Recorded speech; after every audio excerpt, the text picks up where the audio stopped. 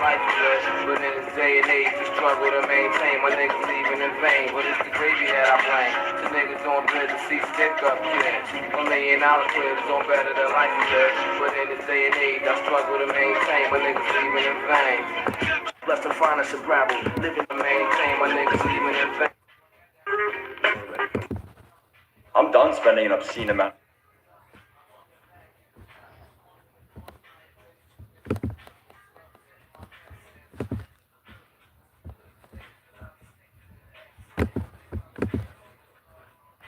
Cause I'll be safe in the exit. And if they follow me, that's when it's up. It's time to fuck a better shit. Rock the red sweaters, butter levers, and rubber grips.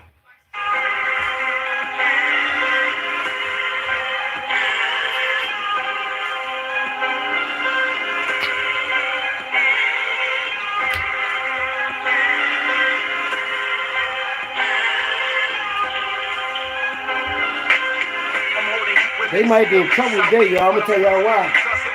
I'm gonna tell y'all a secret that y'all don't know. Y'all about to hear a secret about to tell the world. I might have told y'all this before though. But I'm about to show y'all something.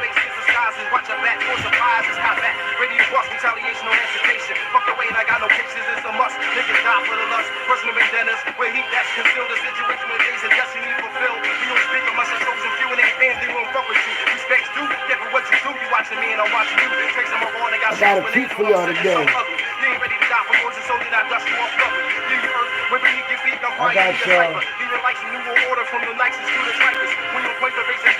a nice treat.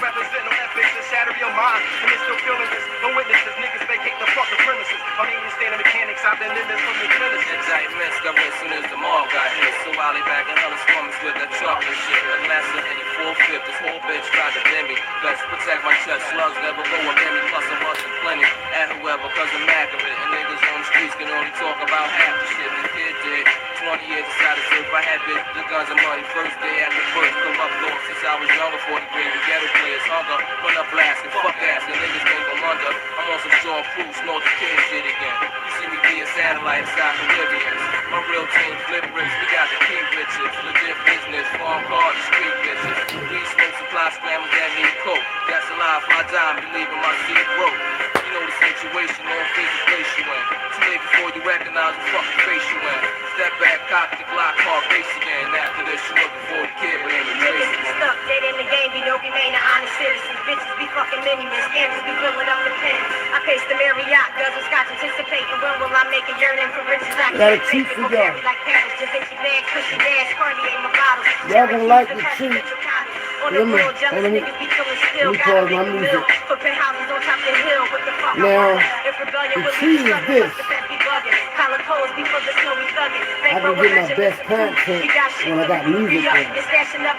Like when I got the music on that I want to listen to, I'm going to just zone out and listen to that while I freestyle something to y'all. I'm going to freestyle all Juvenile joints I was at, county jail, upstate, I got y'all.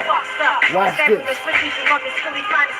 Videos be sporting versatile Mecca hoodies until millennia, the 7-star rims, infrared beams, desert eagles be real to see the champ for all my people. The peons, they say you're not a safety field with the chopper. Bolivia rocking the Spada. Before the now, ice rocks up on the stocks. Mommy Mucho Grande. Need in Vegas, that be the hideaway. Handling shit. In 97, you would die, wait, bitch. About to go down, y'all.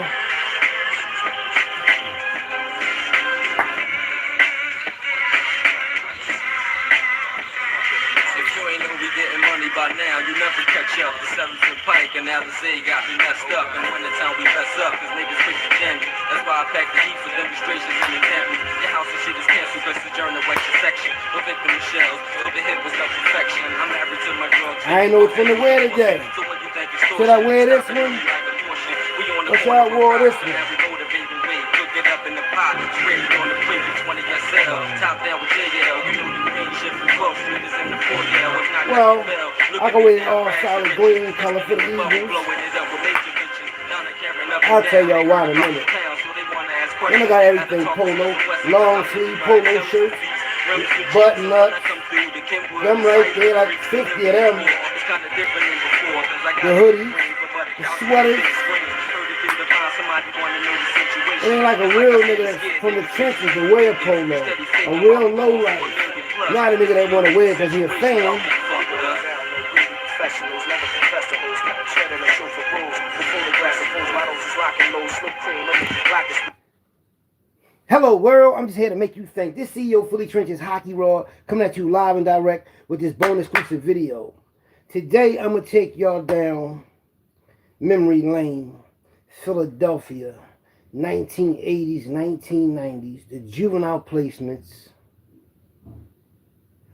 the county jail, the state prisons, as well as the federal prisons. What we did to get there, what happens while we're there. Now, like I told y'all, back in the day, everybody was just, going to school, watching dancing on air, and coming home watching cartoons, and on the weekends, watching karate movies. And if your family fuck with you like that, you went to the movies on the weekends. In the early 80s, 1980s, 81, 82, 83, 84. Boom. Soon hip-hop takes off. Boom. It's about the fashion, the clothes. Everybody dressing nice. Everybody getting to $1, hustling. Here come crack. Boom. Everything popping off is about fashion, clothes, females. Then the cars come along. Then the young boys that's in the trenches like me at the time, we breaking the law. And when you break the law, you go, get locked up, your family come get you out in them 4 to 8 hours, or you go to the youth study center, excuse me, to await to see what happens when you go to court. If your family don't want you, they'll send you somewhere to be placed. For 6 to 9 months, or 9 to 12 months, 12 to 24 months, sometimes 3 years, sometimes juvenile life. It all depends what the crime is. At first, my mom used to come get me. Boom. Then when I turned 15, I had stopped going to school like that. And I start just, still selling drugs, still robbing people with my Wolfpack crew on the train since we was 10. So we got 5 years in doing that and selling drugs and stealing out the stores. And we just breaking the law. So in between time, we going to youth studies. You run across other people that's your age, a little older, from different parts of the city, and you see them in them places. Y'all become friends. Y'all become like brothers. Y'all go home. Y'all might team up. Y'all might get locked back up and be in youth study center again, and y'all might get placed and go somewhere.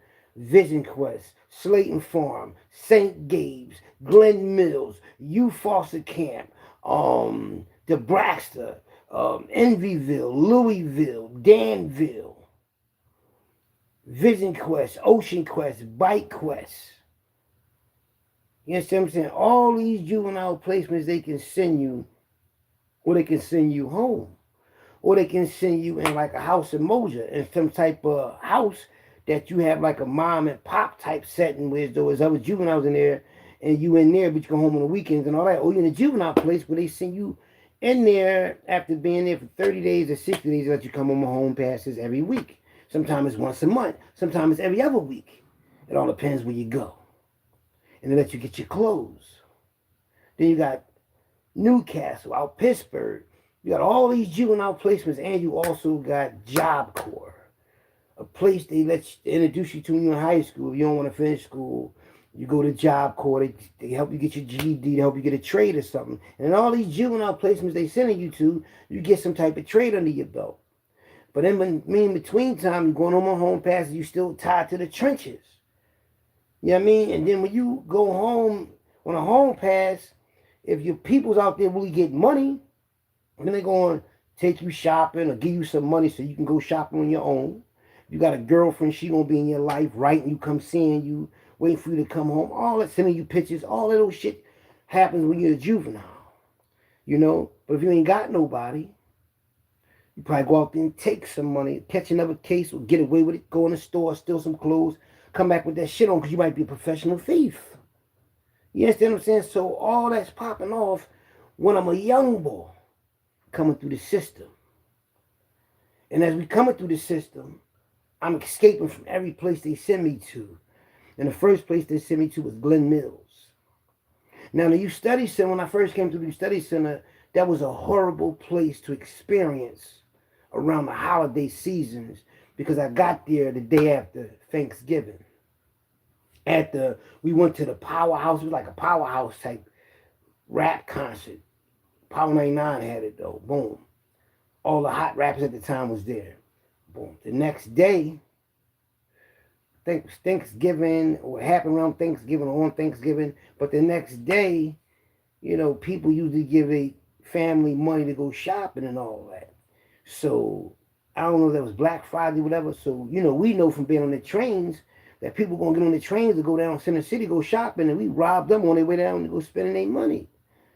And we only target people that look like this. We only target people that look like they sold drugs. You know, and that's what we did.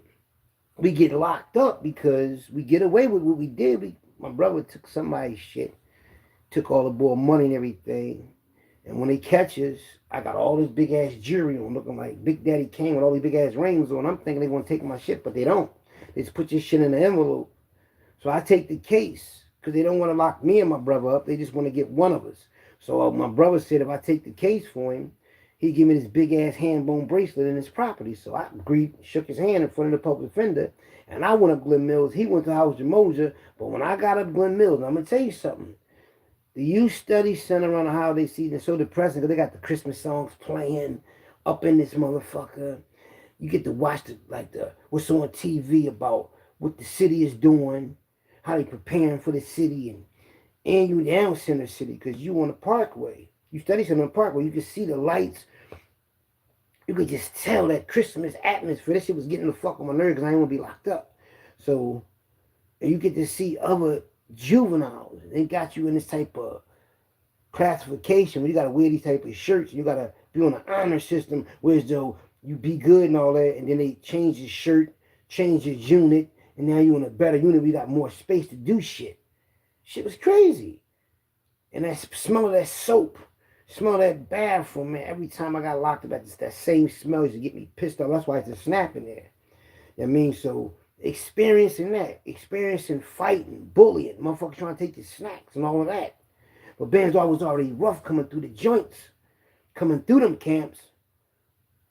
You know, I wasn't scared of anything. My twin brother already been in there the year before, 1987, for a drug case. So we wasn't like, brother say who was in there, so my family was already in them joints, and I knew how it was. You know what I mean? And I knew how to fight.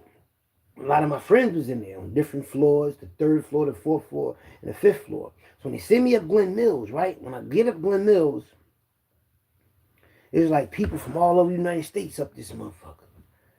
And when you get up there, it's like everybody is already in sync of how to be programmed to being how them people want them to be. Well, they'll beat you, they'll hurt you, they'll fuck you up, beat you up, stomp you, and excuse me, and all of that shit. So you already knew about how Glen Mills was before I got there, because people talk about it while you go to court. We in the holding cells, and we in the bottom of the basement at 1801 Vine, about to go to court. So while we in the basement, you got people that been placed before, people that hear about what he's like all different type of placements. People that been there, so they talk about how it is. They talk about Glen Mills is strict. When you get up there, when the staff talks to you, look them eye to eye, keep your hands straight down, and just relax. Don't lick your lips, don't turn your head, and none of that. Because if you do that, they're going to hurt you. They're going to put their hands on you, and you ain't going to see it coming. Because they call it throwing a nonverbal. So I was prepared for all that. So when I get up there, and I'm walking with the staff at night, I slipped up and said something. He turned around like, I swear he turned around like a 360 turn around real fast and looked at me like a demon look.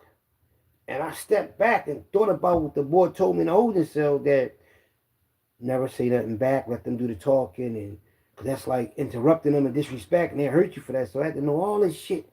Had to re-register in my head. Cause if you go up there and don't know that, they're gonna fuck you up from the rip. Cause I seen it happen before. I seen them beat a lot of people up on Wednesdays cause Wednesdays like some type of day where everything gotta be on point. And a lot of people come up on Wednesday. When you come up there and then you still got that little street mentality and they see that shit in you, They're going to grip you up, beat you up in front of everybody. You're going to get up, busted up, bloody and all that. So I used to see this shit, man. So I'm like, I got to get the fuck out of here. It was really like being in a concentration camp. And you couldn't really trust nobody up there. Because if you, say for instance, if I got cool with somebody up doing mills, and I'm like, yo, I'm trying to run. I'm trying to get the fuck out of here. Then that same person can go back and tell staff that I'm trying to run. And then they come beat me up and bum rush me. And that person that told on me, he'll get brownie points. He'll get all this love and support from the staff. And they leave him alone. Yeah, because when they beat you up like that and all that, they turn you into being a snitch, a rat, and a fucking, like, well, motherfucker that spy on you. Be there, be cool with you and everything. But they not really cool with you. They really your enemy. So once I realized that, I said, hold up. I already knew not to say nothing anyways. I'm from the trenches. But I knew I couldn't trust certain people by the way they moved and the shit they was doing all through the day. They ain't never trust me because they thought, and they knew I had rabbit in my blood. I don't know how they knew this, but evidently because I didn't never feel like that I was comfortable there. I used to always be to myself, ain't say too much, and they ain't really me. I'm really a, happy-go-lucky guy, like mixed with people and all that. I ain't really the quiet type, laid-back type when I'm around people. That ain't my energy, but in there I had to be that way. Then I seen this one boy that became my best friend up there. His name was Curtis. He was from Logan. They used to beat him up because before I got up there, I think he was up there for 2 weeks before me or something like that, or a month before me. So he was the one they used to always fuck with because one day he wrote his name. He was sitting down and he liked to write on walls and shit and graffiti. So he wrote, I forgot what he used to write, but he wrote it. Boom. And they saw it. And they fucked him up. So he would have to get up. And we used to have town. What's it called? Townhouse. You got to go up there, sit on the floor. But if you're an exec or something, you got a lot of pull. You get to wear your sneakers and shit. But if you ain't got no pull, you can't wear no sneakers in either. Because all carpet and all that though, which is cool. So, took that on the chin or whatever. So now he gets up and say, his name is Curtis. There's no graffiti in. So that's his joint every time. But if you get up and say your name and don't say, a norm or something, they fuck you up. So I'm always in the back. And everybody always said the same thing every day. And I had to remember every fucking norm somebody said. And that's a lot of shit to remember. Mind you, this shit is brainwashing your head though. So when I realized they was going to fuck him up all the time, I got cool with him. Because I knew they couldn't break him. And they used to fuck me up all the time, but they couldn't break me because I used to block that shit out my mind because my thing is, when I get a chance, I'm going to run from this motherfucker. They had me taking a toothbrush. Listen, I'm not lying to y'all. I took a toothbrush. They used to make me clean a toilet with the toothbrush.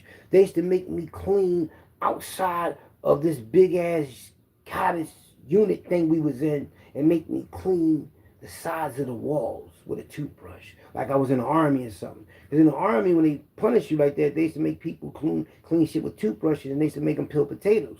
That's what I used to make it think.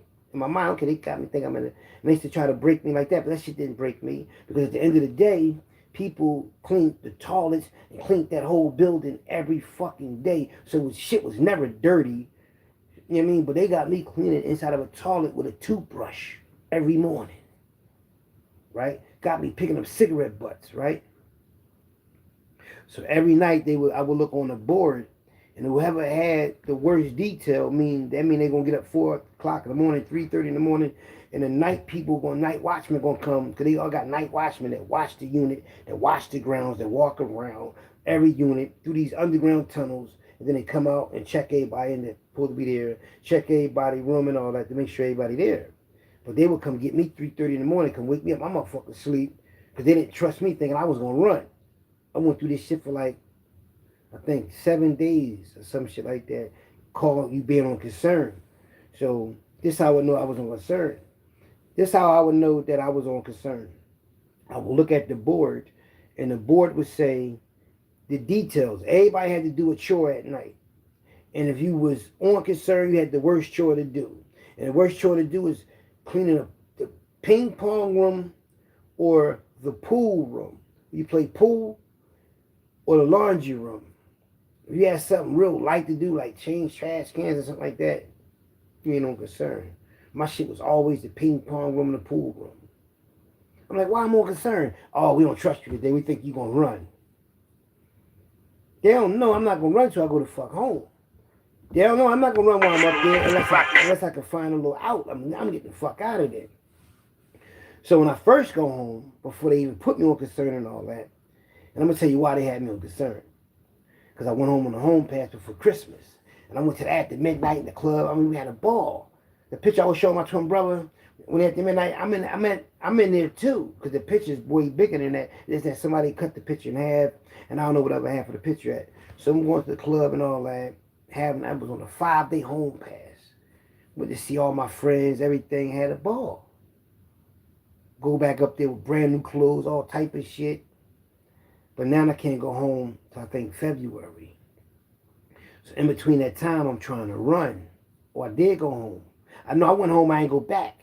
And Glen Mills caught me. And when he caught me, they fucked me up. I was hiding down Richard Island. And then I was hiding out West Philly at my brother's apartment. They came to my brother's apartment and locked me up running down the street. Because I went through the kitchen, went through the backyard, jumped over the fence, and they caught me coming down the street in a van. Got me back up there, beat me up. All these different staff beat me up, different days, different times that one of them would see me. Oh, why you try to run? Boo, boo, boo, boo, boo. Okay, after he done with me, the next day I got to talk to another guy. Then he want to boo, boo, boo, boo, boo. Man, they grown-ass men doing this to me. I'm 15, mad as shit. I said, I can't wait to get the fuck out of here. Matter of fact, I think I'm 16 now. My brother out there handling his business. Now, mind you, my brother would have went through this if I'd have let him take the case. Now, mind you, I'm locked up for his robbery. Just that I was with him and I went and got him so we can rob people. So now I'm doing this time for him. I come home. Before I come home, me and this boy from Washington, D.C. try to run, and they caught us. That's why they had me on concern, because I tried to run on campus, and they caught us. Because me and them boys from D.C., we got real cool. Rayful Edmond, young boys, them niggas that was getting all that paper, the young boys was locked up with me. See, all the young boys in the 1980s, like 1980, from 1987 to like 1990, all the young boys in the United States was getting locked up. The ones that were supposed to be next in line in the drug game. And I was locked up with them motherfuckers. So I got a chance to meet the young boys from the Disciples from Chicago, the Vice Lords, all them gangbangers that was from the United States that got locked up and sent to Glen Mills. I got cool with all of them. Because one thing about it, when you up there, if you a bad seed and you're in one of them units, everybody going to know. You're going to stand out. So all the bad motherfuckers knew each other. Plus, I was on a track team. I was real fast. Motherfuckers knew that. You know what I'm saying? So I got cool with some thorough motherfuckers, man. And we used to see each other in the gym, talk and all that, and say we gonna hook up when we get out in the trenches and all that. Yeah, man. One time they took us all to the Perespio near Franklin Field, where they do the track field at. And that's where all the major college games be at. And Glen Mills had to play somebody, but Chester, Glen Mills, they played Chester or Chichester or Penwood, but it was a big game. And they took all 600 students there. And my twin brother was supposed to meet me there with somebody else, and we was going to see him and just get the fuck up and run. Me and the boys from D.C. You know what I mean? But we couldn't just do it and run because they're the quarters. Because them motherfuckers, you had people that's there to try to grab you. The students. That's how mind control they had. You had motherfuckers turn on you. They could just get up and run themselves. If everybody just got up and ran, they couldn't have done nothing. These motherfuckers programmed. I said, I'm getting the fuck out of here. My brother didn't make it. I was mad as shit. The boy from D.C. named Dante and Dion, they mad as shit. So they wound up going home and they didn't go back. I wound up going home and they didn't go back. You know what I mean? And everybody up there from the city, that was somebody that was up there from South Philly, North Philly, Frankfurt, all over. They wind up going home. A lot of them ran. A lot of them stayed up there. I couldn't stay up there. You know, if you stay up there to do your time, they'd pay you to come back just to be up there. Treat you good. And a lot of people just do that, but I couldn't do that. I couldn't be up there oppressing people, beating up students, and getting paid for it with some real money. No, I'm not doing that. I'm getting the fuck away from y'all. So I ran from there. When they locked me back up, before they locked me back up, Me and my brother get into the mafia, the JBM. And when I get locked back up, I'm back up to the study center trying to figure out how I'm going to get the fuck back out. They see me up Slayton Farms. Now, Slayton Farms ain't that far from Glen Mills. It looked like you on college campus. I was in Washington Cottage. They had all these different cottages where they had females in there. They had females up there too. And we had to walk to this building where the cafeteria was at, where the females and other young boys ate at. This shit was really like we was in college. It really like we was on college campus and everything. And it was big ass mansions we used to live in. Like they made them in the 1800s or something. Yep. We would go there. If you was cool with certain motherfuckers, y'all walk together. You know what I mean? And all that. You know, I had about a team with me. We walking. Had Stevie G with me. Young boy from 29th Jefferson. A young boy from Frankfurt. My homie May from Germantown. You know what I mean? And my whole thing was I'm up there selling cigarettes and everything for 25 cents. You know what I mean? I'm hustling. Trying to get the money up so like when I run, I can just get the fuck out of here, get on a bus or something. Trying to get the bus ticket money up. Stevie G can't run because he got JBM's little Bucky hand bone chain inside the property, inside this vault. Plus, he about to go home soon. I'm the one up there with the fresh time, running from Glen Mills. They sent me up there. They was trying to send me back up Glen Mills, but I kept saying I was my twin brother. He kept saying he was him, and they kept saying, all you got to do is say you start fires. They ain't going to send you up there. I kept saying I'm my twin brother and I start fires. So they sent me up Slayton Farms, where my twin brother used to be at. And it was nice up there, don't get me wrong. It was all right. But I was too caught up in the trenches to want to be up there. So, you know, we stole all these fucking... Because, you know, we had a rock. You know, when you go to school, they give you your chart, what you got to do all day with classes. That's what they do up there. And when you go to school, you in classrooms with females and all that. You get girlfriends and all that up there. And they, you know what I mean, give you the yams and all that up there. So I'm up there. We the new jacks up there. They calling us the Lucky Shop or some shit. We up there and everything. So we go to school. Now, one of my classes is dental tech, teaching you how to fix teeth and all that, and cosmetology, which is doing hair and technician and all that. So the lady had the class. She was real nice looking, nice car, beautiful lady. She had females in there doing hair and all that. So man, Stevie G used to chill in there, seeing the females and all that, just chilling. So one day they asked us, can we help them with the unload this 18-wheeler truck for the furniture for that class? So we unloading and helping, and I see this big ass box, and it was female Reebok sneakers on it, like 80 or 60 pair in this big ass brown box. I couldn't believe it. So we start stealing the sneakers. We're going to give them to the females and all of those shit. So we do that, hide them behind a dumpster. Somehow they find out because all the females want to wear Reeboks to school and all that. So now motherfuckers getting caught. Females telling people where they got them from. These motherfuckers trying to lead them back to me. Because they leading them back to everybody because everybody going to court telling. So I got to run. I said, I'm not going to go through this bullshit. So they don't let me go to the Sixers game. That's at this, you know, the Sixers at the Spectrum. They won't let me go to the Sixers game. They won't let me go to the movies, which is at at one of the malls out there, Grand and Run Mall. Out there, yeah, not that far from Springfield Mall, because the Hall of Nights movie came out with Eddie Murphy and Red Fox and Richard Pryor in it. And if they was gonna let me go to the movies, I was gonna run from the movies. I was gonna run from anywhere they was gonna let me. But they kept saying, no, we can't let you go because you ran from Glen Mills. And so they got the paperwork on me. I got rabbit in my blood. Man, fuck all this. I'm mad as shit. I'm stinked. So I said, fuck it. We gotta run from this from Slayton Farms. So people kept saying, all you gotta do is follow the red light. Follow that red light. So fuck it. So after 4 o'clock count, it's still daytime. This is November. It's freezing outside. And I got locked up in August. I got locked up defending my brother Daryl because this SEPTA worker said something to my brother, and I pulled the knife out on him about to cut this motherfucking grown ass man. So he called the police on me. I get locked up. They find I got a bench warrant. Go to your study center. Next day I'm up Slayton Farms. So now I'm up Slayton Farms trying to figure out how to get the fuck out of this bitch. So we run out the back door. And we're out the back door, ain't nothing but the woods. Once we got that back door, we in the fucking woods where they got wolves, mountain lions, crazy wild animals, Bigfoot, all that crazy shit, grizzly bears, everything is in these woods. It's Pennsylvania, nigga. So boom, we on the boondock, we running. It's 4 of us. So I keep telling them, let's stay in the woods. No, I want these motherfuckers scared to death to be in the woods because now it's getting dark. And dark, we can't see shit. We ain't got no flashlights or nothing. The only time we can see something if somebody's car drive up and they light. And the only time they can see us is like, say if they driving past us.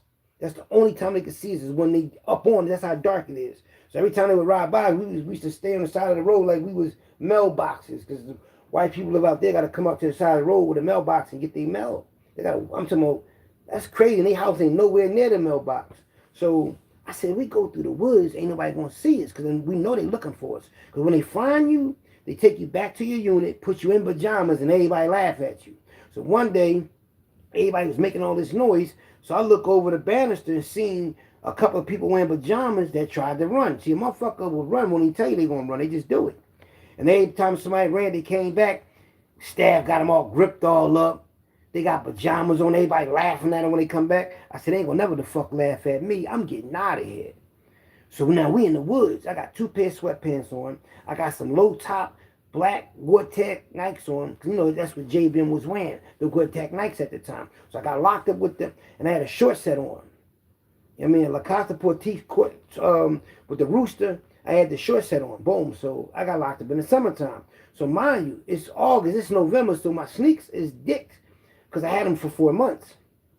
2 pairs of sweatpants, this Raider jacket, a hoodie, a Raider hats. But I got my kind of warm at first until we kept walking in them woods, walking on the road. I'm talking about it was so cold. It was around like the 28th or 27th of November, 1989. I'm walking, and it felt like I couldn't even feel my feet. I'm talking about feel like I was walking on my ankles because I couldn't feel my feet when I was walking. That shit was frozen. Somehow I fell in the middle of the road, and I don't know if you can see it, but I got a frostbite right there, right here. And when I fell right on the ground, and I thought my hand was bleeding and all that. When I got up, it just was a frostbite. I'm like, damn. So I got up and just kept walking. I kept following that light. Boom. And the light is where the mall is at. The Grand and Run Mall. So we get to when we see the mall, right, we see the lights, cars, gas stations, all this shit just lit up out of nowhere. But we was in the fucking woods and the roads, and I got sticky balls, all this shit on me. So before we go into the mall, it's across the street from this church. And under the church, I got the baby Jesus, Mary, and all these things, these ornaments and statues under this tree, under this light. So we go under that motherfucker, right? Can't nobody see us unless they really look at us. But we over there, everybody in the Christmas spirit, holiday spirit, everybody celebrating. There's so many people out there shopping. So that's the plan. I'm saying, listen, we're going to go over to this mall. We're going to get on this bus. We're getting the fuck out of here. But look out for that burgundy van. So we was over there for a while just chilling. Under that light trying to get some heat. We cold as shit. We was walking like from, it was 4 o'clock when we left. It's dark time. It's night. It's pitch black. So I don't know, we was walking for 2-3 hours. I don't know how long we was walking. Might have been walking for 4 or 5 hours. Because we took a long time to get there, but we followed that light. So we get there. You know, when you running like that, your adrenaline, you ain't worrying about shit. You just trying to get free. I was getting mail and everything from different females. I was once a week on the phone and all that. That shit was crazy, but I got a token, 85. I got like a couple of hours, but I'm spending money, making money. They got canteen up there. They got a lot of shit you can do up there and buy up there. So spending money, making money. So don't none of them got car fare but me. So we get up, we decide to walk to the mall. We get up, we walk across the street from that church and stuff. And we walk across the street. This white older guy walking with us. We start walking. Boom, it's 4 of us. Next thing you know, you hear somebody say, they go to Burgundy Van. Yo, soon when they said that, I hauled ass. I'm fast as shit anyway. I'm hard. Because, you know, I was up there, they used to call me Crutches. Crutches, because I was on crutches up there for a minute because we was in the gym playing ball and I had them low top Nikes on. And when I went to play ball, I twist my ankle or something, or volleyball. It was something I was playing in the gym, and I fucked my ankle up, so I was on crutches to my ankle heal. That's why I couldn't run right away, because I said I gotta wait till my ankle heal, because I can't even run. So my ankle got fully better. I ain't on crutches no more. So now we're getting the fuck out of it. But while I was up there, I almost had to fuck this boy up, because Stevie G started talking to this Puerto Rican girl. I know she was black. She was a red bone, but the Puerto Rican boy was going with her. And the Puerto Rican dude and some tall black boy was approaching us and wanted to fight Stevie G because he started talking to the girl, chose him or whatever. They walking towards us. So I got to think fast. I don't know if I could beat this nigga, this boy or not. I take my Raiders jacket off real fast, get in the middle of this, of this little road, little walkway path. I got right, took my jacket off real fast and ran up on him, threw my hands up like, let's rumble. That motherfucker backed up, thought about it, and told his homie, let's get the fuck out of here. But he was acting like he wanted to fuck my homie up, so I said, man, fuck that nigga. I'm going to bring it to you first. I got to take his momentum from him. You know what I mean? I just beat him mentally and got the fuck out of there. Scrappy. Well, he would have got the business, though. You know what I mean? You know, in jail, I'm cut up like Zeus. I'm doing push-ups. You understand me? So he ain't wanting to work. So anyway, we walking across the street. I'm haul-assing because here comes staff. I see J.C. Penney's, the sign that say J.C. Penney's. I stop. I'm running fast, but I stop. Like on the drop of a dime. Boom. Open the door, went up in there, seen his lingerie section, jumped up in the lingerie section to on the ground. It was like a circle. Like the thing was a circle with hangers in it on it with lingerie clothes going all the way around it. So when I seen, I just dove in the middle of that shit and dove for the ground. Everybody else just kept running. And all I heard was I heard someone on a walkie-talkie say, I got one of them. I'm thinking they saying me because the guy walking past, his walkie-talkie was saying, I got one of them. I'm like, damn, they got me. But then I ain't hear nothing else. Something, they got somebody else. They got all of them. They didn't catch me. I'm down there for like 2 hours. Then this little Spanish little baby, like 2 years old, had came where I was at, was making this noise. Her mother beat the shit. Get the fuck over here. And was saying something in Spanish to her. You know what I mean? And then this army guy, he had an army uniform on, like a regular, like not the uniform, like the regular uniform, like where they got the medals and all that. He had that on, and he had all these medals on. And I looked up at him like this. Because I was like on my knees and shit, like ducking. And he looked down, he must have seen shit moving and all that, so he looked down inside the middle of the circle and saw me. So I looked up at him, woofing and all that. So then he left. When he left, I said, I'm getting the fuck out of it. So I got up, went behind, got out of the J.C. Penney's, and seen all these people outside waiting on a bus. So either the guy had Burger King uniform on or Roy Rogers uniform on. I said, yo, listen, man, I just ran from Slayton Farms. I'm from Philly. He told me he was from Chester. I said, listen, man. He said, he heard about Slayton Farms. I said, listen, man, I'm trying to get back to Philly. What bus? He said, the 120. I said, can you let me know when they come? He said, I'm going to let you know when they come. So they all inside waiting for the bus because it's cold outside. You know what I mean? Well, they're on the side. So I went outside. But outside the mall is all these bushes. So I'm in the bushes. And in between the bushes is you got the bushes, then you got the wall. And in between it is me. So I'm like this, hide behind these bushes. So nobody don't see me. And these 3 white kids walk up facing me, looking through the bushes and going to say the N-word and start laughing.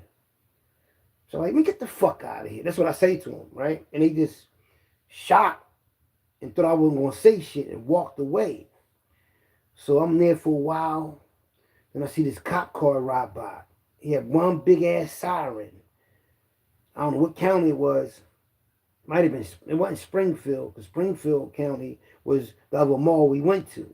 So when it rolled by, it like parked. I'm like, damn, these motherfuckers gonna see if I'm gonna get on this bus. Fuck. Next thing you know, the boy was like, yo, Philly, the 120, your bus here. That's all he said. I came up out that motherfucker, got on the bus, threw that token in the 85 cent up in that thing, asked the bus driver for a pass so I can get on the L at 69th Street. He said, you ain't got enough for a pass. So I get on the bus, I sit near the window. So I'm like, damn, if the fucking So now I'm looking for, if they flag the bus down, I can see the lights, the sirens. So I'm sitting at the window, I'm going to open this latch up and jump out the window. That's how I'm thinking. I'm going to run, man, like Kuta Kente. This shit real. I'm going to run like Harriet Tubman. That's how I used to always think, man. That's why I love Harriet Tubman so much, because I used to always think about it every time I was locked up, how she would get out of them joints, and I used to always escape. No bullshit, because I knew that shit wasn't right. So anyway, they stop at Springfield Mall. So I'm thinking the police going to be there. They don't never show up. So then we go from Springfield, from Grand and Run Mall to Springfield Mall to 69th Street. So mind you, all this shit is going through my mind like, damn, I got to get the fuck out of here. I got to get out of here. If they come, but they never show up. So I get to 69th Street. Now, before I ask the lady, can I get on for free, I called my brother, say, cool, he out Lindenfield Project. Is he getting money at the time? I think he up there getting money of Lindenfield. So I'm like, yo, I just escaped from Slayton Farms. He said, well, you had to send him up 69th Street. He said, make it to, he said, come to Prison Pratt. I'm like, come to Prison Pratt? I said, man, why? I'm trying to think he gonna meet me downtown. So like, fuck it, man. I said, don't even worry about it. Boom. So I hang up. Somebody just call you. Boom. So I get off the phone. And I just asked the lady, can I get on? She let me get on. Once she let me get on, I got on the L, went all the way down to 15th and Market, got off there, got on the Free Exchange, got on the subway, and went northbound. I got off at Susquehanna and Dolphin, walked down Dolphin Street. Motherfuckers out there hustling and everything. They see me woofing. They always see me with my shit round and brand new clothes on. But they know I'm locked up. They know my brother locked up. They know when we locked up. They're going to say, Kevin Hyman was like, what, you just escaped? I said, yup. Made it to my iron house. When I made it to my iron house, I called my brother. Now, honestly, I'm on the run. When I got, well, my brother went up my mom's house, got all my clothes, threw that shit on, got right back in the mix with my crew. Niggas I was really getting money with, taking money with, in wars with, and everything. Fresh haircut, back at it. They don't know I'm on the run. I think they might know, but everybody in the city don't know. They just think I'm home. Motherfuckers wasn't escaping from them juvenile joints. They was coming on my home pass, or they was just getting discharged. I was escaping from them things. Yeah. I was out in the trenches for a minute on my ones and twos and doing what I do. Up Erie Avenue, in South Philly, up Frankfurt, in North Philly, at the clubs. Get locked back up the U Study Center. I escaped from there. Now, how I escaped from U Study Center, it was on a Sunday.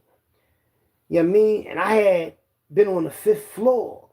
And I got in a fight with this boy from South Philly that was cool with me. Right?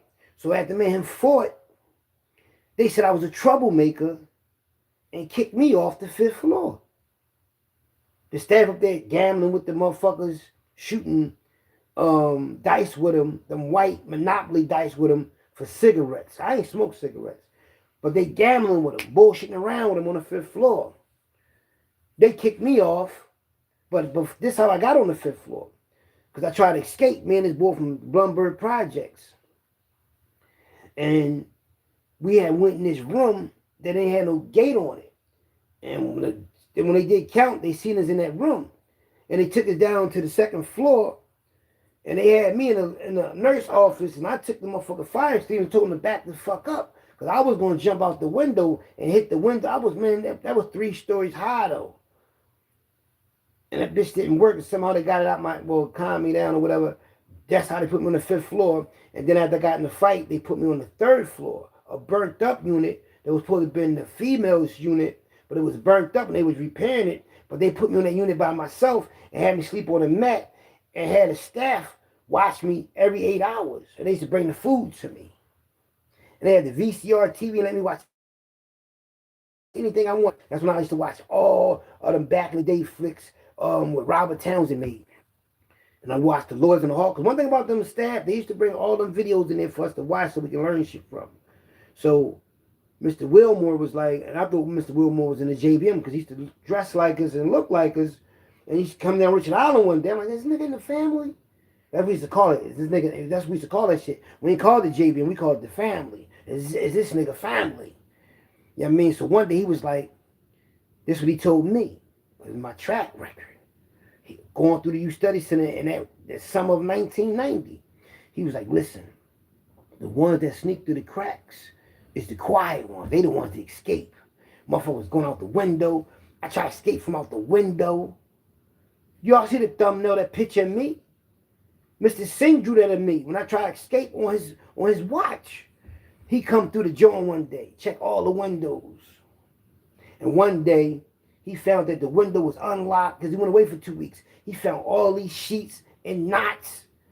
Hakeem! He was mad as shit because before I come on the unit, they wanted the unit smooth, bringing food from Wawa and shit like that for the motherfucking students up there, what you call them, the youth.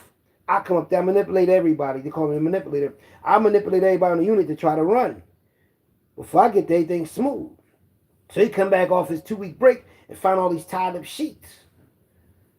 So when they kicked me off the unit, I would tell you, that was bad as shit. So they knew I wanted to run and all of those shit. So when they put me on the 3rd floor, Mr. Wilmore said that the quiet ones sneak through the walls. One day they put me on that unit, then they put me on the 3rd floor across the next unit, which was the super young boys. They put me on the, with the super young boys, knowing I put me on the 5th floor. I'm 17, they got me on the floor of 13 and 14-year-olds, right? Staff gripping them up, disrespecting them, making these young boys cry. Let's kill these motherfuckers when I get out of here. So I said, I don't want them to really watch me like that. So one day I realized that when we go in the yard in the summertime, that they leave the fire escape open. And the fire escape, you go to the fire escape, go over there, you're gonna end up in the yard. We used to play flag football, and all you gotta do is jump over that wall. It's like one of them creek walls. Y'all know what Gerard College at, that type of wall they got, that's how the youth study center wall is. That shit comes from the creek, them rocks, right? So they got one of them walls, but they don't got no bywires. I said, damn, I can get over that wall. I'm out of this bitch. Because over the wall is freedom. So one day, the lady changed the clothes on the 2nd floor, like that. We used to always go down the laundry, get brand new shit from her. So one day she came up on the floor, because in the hallway, we used to play ping pong in the hallway where the elevator at. And one day I checked that door. I said, damn, that door always open. One day we went down the fire escape before, I think, if I ain't mistaken. I'm like, this fucking, because they used to always keep the hallway door thing open. They used to hang the mops out there so the breeze can come through. I can't lie to you. You know what I mean? So look, no bullshit. After that happened, right? I tested it. She came up there, we playing ping pong, and one day she spilled some flour or sugar, something on the floor. So I asked them, can I go clean it up? Because they had took, when I got on that unit, it was like 2 sides of the young boy unit. And they took everybody that wanted to go down to the gym and play basketball with the staff, because staff used to play basketball with us. Or they used to let them work out. It was a Sunday. You could work out with the staff or watch NFL, Sunday football. So I said, I'm going to stay on the unit. So I get on the phone. My brother said he just bought a caddy. Brand new caddy. I'm up there with this Puerto Rican boy, my young boy, Daoud. So I'm trying to run. So I go out there, clean the flower shit up. And after I clean the flower shit up, I checked the door. And the door was open. I said, I'm getting the fuck out of here. After I checked the door, told my young boy the door was open. I told my brother, say, cool. I called him. I said, cool. Listen, man, I'm about to run. He said, all right. Boom, I hung up. Told the Puerto Rican boy. So then everybody watching, staff, they all watching football. We snuck out the hallway. The door was open. I opened the door. Puerto Rican boy was behind me. My homie Daoud was behind me. Next thing you know, Daoud turned back around and go back in. I turned back around and look at him. Tomorrow, he going back. Now, mind you, we had went to school a couple days before that. And we was trying to escape from school. But the ceiling was too high where the window was at. The window was all the way up top. And they was trying to send me to Vision Quest for 3 years. That's why I met the Real Gully TV at, because he was going to be up there. He'd have been my fucking young boy if I'd been up there, because my young boys was already up there. So I'm like, man, fuck that. I'm not going up no Vision Quest for no 3 years. I'm getting the fuck out of here. So I ran down the steps, made it in the yard. Now, mind you, the rest of the unit, they in the gym playing basketball, full court. So while we in the yard, we see them. They got the gate, they got the door open, but it's got the gate gated, so the door open, I can see them. before they can see me. So I'm like, damn. So when they run out the other end, we gotta chill. But if they run down the other end, I can just run real fast. So we running. We ran behind where they work out at, because it's like this long wall, but in the back is where you work out at. And there's a window going all the way across, like all the way around like a fishbowl. So if they go into this gym, I mean, where you lift weights at, they can see it's outside, inside the yard. But they still playing basketball. They down there. So we looking at them, we ducking all the way around the other end. So now we facing them. We can see inside the weight room, and we can see them running ball. Now we ducking down, me and that Puerto Rican boy. So I'm like, damn. So now the window, outside the window is gate, and on top of the gate is barbed wire. But you got to put your hands through the gate to go up like that. So we doing like that. We climb up the gate and all, climb up the gate. The people running basketball, they don't even know we doing it, because they ain't thinking about it. They just running basketball. So the barbed wires is coming out like a circle. Not the straight barbed wire, the ones that come out like a circle. Like, so say this is the gate, the metal we going up the window. We going upward, right? But at where the barbed wire starts at, comes out at, the barbed wire is coming out like this, straight across. So what we doing, we going like right in between here and going through that barbed wire shit, fucking on back up and everything. Boom. So his back all bleaking. Looked like somebody whipped him, like gave him lashes. And he told me my back looked the same way. But I'm like, man, fuck all that. So we bent down, like, listen, man, we about to run this. Because we on top of the roof where the gym at, like far as where they working out, where the weights is at. We on that roof. So now we're on the end of that roof going towards where the gym is at. So I'm telling him, listen, it's a path. Like, the parking lot is right here. If we walk this parking lot on top of this wall, the fucking security booth right there, where they let people in and out, and they pull the ramp, the thing, the gate up and down. And on the other side of that is the streets, the sidewalk. So we running that motherfucker, right? So while we running it, the security cop dude come out. He look up at us. We hang jump off the roof. Boom, boom. So I run. He running. I go right. He go left. He go towards the art museum. I go towards Spring Garden Street. I'm haul-assing. So I make it to Spring Garden. So I see this alleyway. I go through the alley. I go in somebody's backyard. And in somebody's backyard, some hiding there. I come out the shit that I had on. I got shorts, black shorts on it. And I had snuck a shirt inside the U Study Center, which was an all-black Boston Celtics shirt. It was all black with fluorescent green saying Boston Celtics with this Boston Celtics shit on it, right? So I got that shirt on. Got some shorts on, some brand new sneakers. I said, fuck it, I'm cool.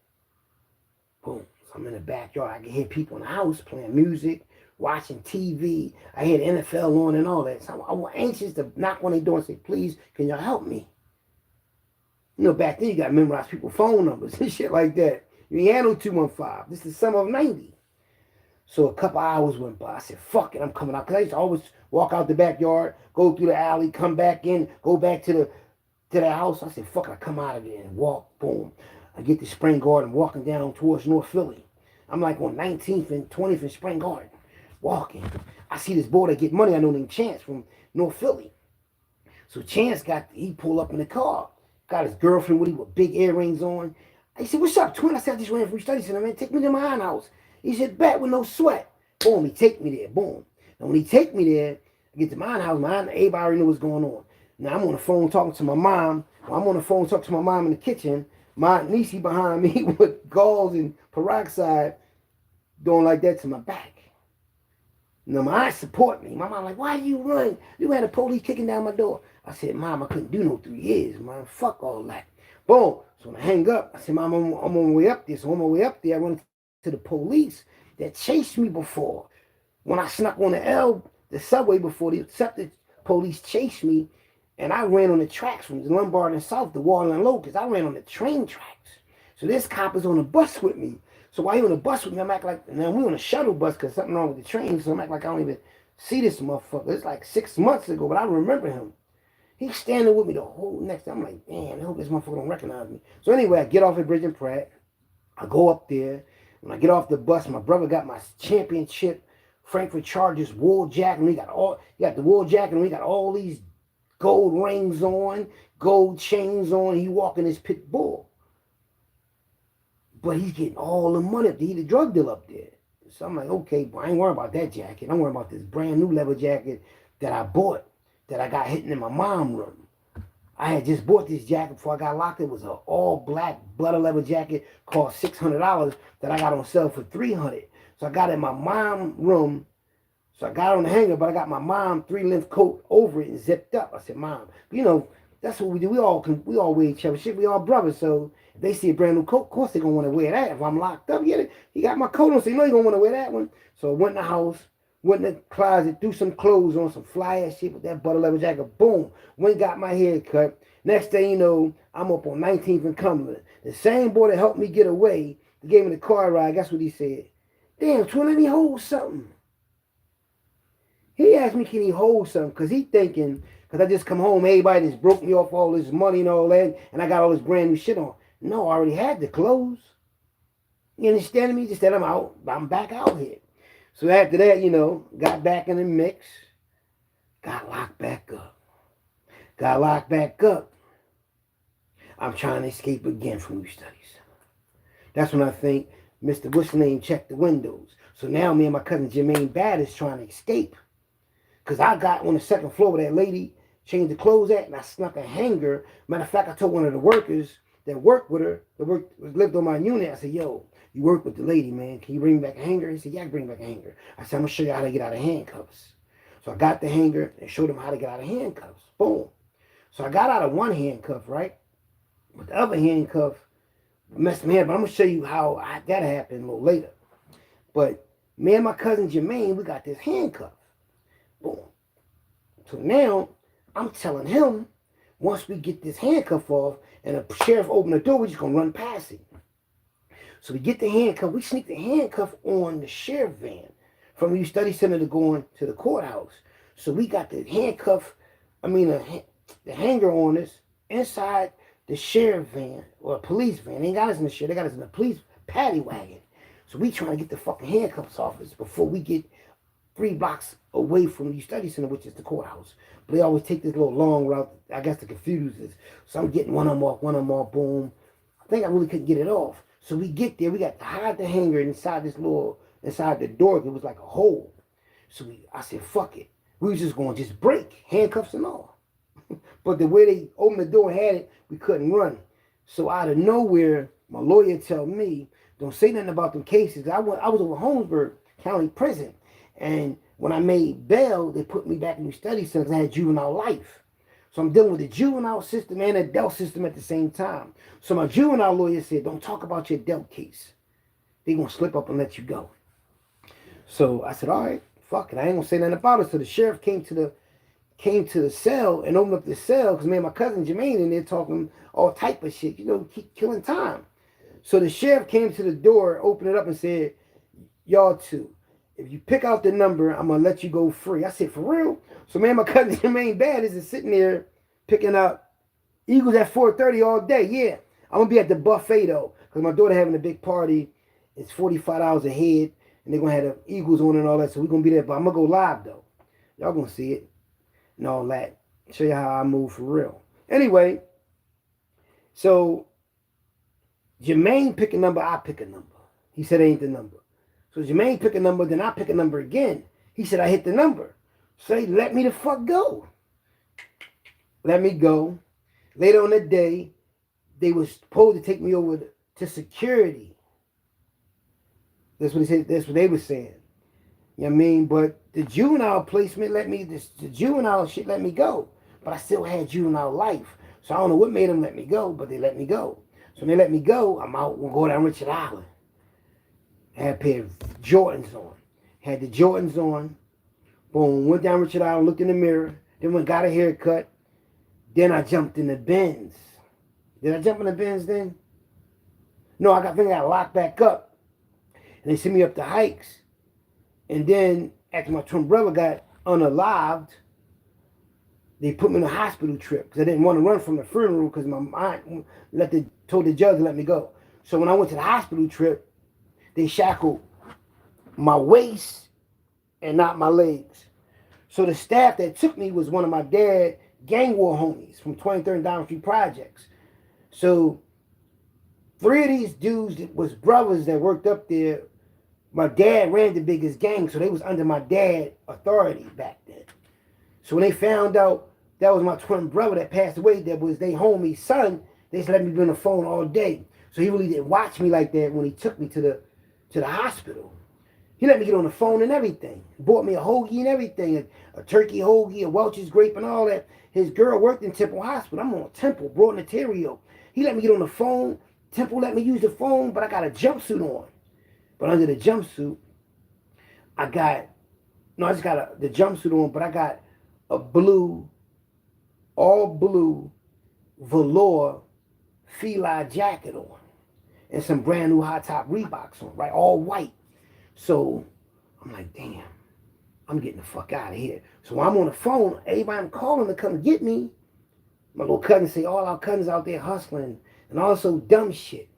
I said, fuck, I gotta do this by myself then, man. You know, I'm a wolf pack low life nigga. You know, I got major heart. When you got major heart, you ain't scared to do shit. And man, my brother had major heart. So while we was coming out to go back to the hikes, this is me and him, the same station wagon, they took me to go to my brother's funeral, one staff member, because me and the staff was just handcuffed to each other. This time they got me shackled. And I'm not handcuffed to the staff, I'm shackled with the brown belt on and the handcuffs, something like that. But my feet ain't shackled. They don't know I'm fast as a motherfucker. I'm super fast. I ran a 10.5 and a 100-yard dash. My first 7 steps, like my first 3 steps is my first 2 steps. Like in basketball, if I get past you, I'm going to lay you the fuck up because that's how fast I am.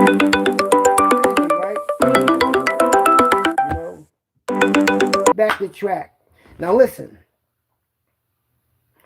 When I was in the hikes, up the hikes, right? And I went on a hospital trip, right? And I had, his name was Gary. Gary was sterling shit. Gary, Tyler, and they had another brother. These boys all light-skinned, thorough, old, smooth, old head boys from North Philly. You know what I mean? And they was in a valley gang with my pop. And they all had jobs. All them old gang war niggas had jobs.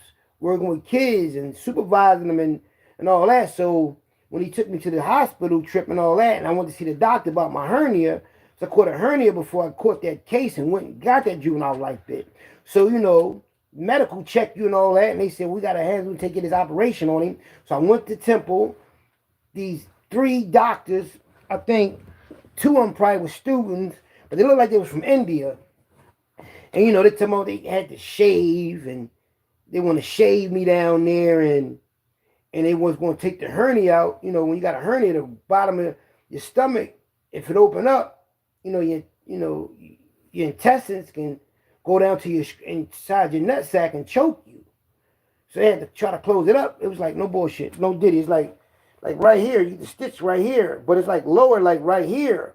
But me, I'm like, man, fuck all that. Y'all not doing that to me. But I ain't what I'm saying. I'm saying it to myself. They want me to come back in 2 weeks. And these motherfuckers is looking at my private area and all that old shit. Talking about where they gonna cut me at and all that old shit. I'm getting the fuck out of here. So, mind you, I'm a prisoner. Next thing you know, what happened was, after that happened,